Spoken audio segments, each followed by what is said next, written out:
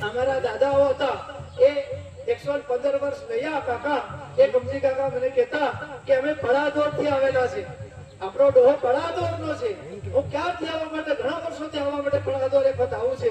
પણ આ આયોજક કમિટીને ખૂબ ખૂબ આભાર માનું છું કે તેઓ આવું આયોજન કર્યું કે જેથી અમને પગલા પાડવાના અમારા પૂર્વજોને નમન કરવાનો મોકો મળ્યો. અહીંયા જે જહુઓ છોકરો છે એ જહુવાના હું 12મી પેઢી છું.